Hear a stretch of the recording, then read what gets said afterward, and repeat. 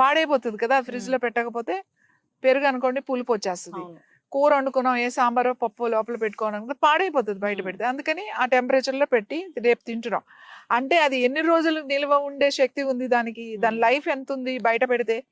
ఓ 7-8 గంటలు ఉంది అని అనుకున్నాం. 7-8 గంటల లోపలనే నవ్వు అని అంటే అది నీకు పాడవ్వకపోవచ్చు, కానీ అది మళ్ళీ బయట పెడితే వాసన వచ్చేస్తుంది. అలాంటి ఆహారాన్ని మీరు పొట్టలోకి పంపిస్తున్నాం లోపలికి. అది నిల్వ ఉండే కొద్ది దాంట్లో కొన్ని చేంజెస్ వస్తూ ఉంటాయి. మరి అది మన బాడీకి మంచిది కాదు. ముందు బీపీ పెరగడం, డయాబెటీస్ ఎవ్వరికీ మంచిది కాదు అసలు. అది మన సిస్టమ్నే పాడు చేస్తుంది.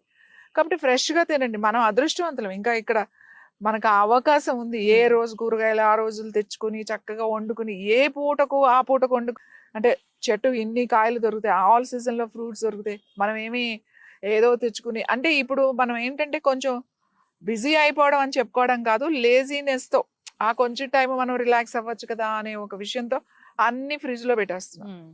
బీపీ తగ్గడానికి ముందు ఇవి మానేస్తే కూడా బీపీ మీకు కంట్రోల్లోకి వస్తుంది. అంటే ఈ నిల్వ ఉన్నాయి పెట్టుకోకుండా ఫ్రెష్ ఫుడ్ తినడం ఒకటి, తక్కువ మోతాదులో సోడియం లెవెల్స్ తీసుకోవడం ఒకటి. ఫస్ట్ మీకు బీపీ ఉంది అని చెప్తే టైం తీసుకోండి. 1 వారం రోజుల్లో మనకేమి బీపీ అయిపోయి ఏమీ అవ్వదు. సో ఇమీడియట్గా వచ్చి ఏం చేయాలంటే, ఇలా బీపీ హై చూపించినప్పుడు బిళ్ళగన్నేరు అని ఉంటుంది. బిళ్ళగన్నేరులో మనకి pink colour, purple pink colour లో ఒకటి ఉంటుంది, వైట్ ఒకటి ఉంటుంది. పింక్ కలర్ ఉన్న మొక్కలు ఎక్కడంటే అక్కడ దొరుకుతాయి. మనకి ఇక్కడ రోడ్ల మీద కూడా ఉంటాయి. ఇప్పుడు క్రాటన్స్, జిహెచ్ఎంసీ వాళ్ళు అయ్యే పెంచుతున్నారు. 3 కానీ 4 ఆకులు, చిన్న చిన్న ఆకులు ఉంటాయి. ఆ 3-4 ఆకులు ఒక గ్లాస్ నీళ్ళలో వేసుకుని ఓ 4 నిమిషాలు మరగబెట్టుకుని మూత పెట్టి అలా ఉంచేసి కొంచెం వేడిగా ఉన్నప్పుడే వడపోసుకుని తాగండి. ఒక్కసారి పొద్దున్నే తాగండి చాలు, మీ బీపీ దన్మని తగ్గుద్ది.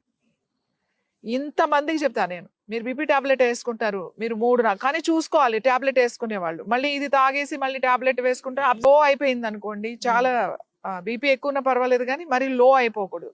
చెక్ చేసుకుంటా ఇలా చేసుకుని సింపుల్ ప్రాణాయామాలు ఉన్నాయి. కూర్చుని ఒక ముద్రలో కూర్చుంటే బీపీ తగ్గుతుంది, ప్రాణాయామం చేసుకుంటే బీపీ తగ్గుతుంది కదా. ఎందుకు మెడిసిన్ మీద ఆధారపడతారు?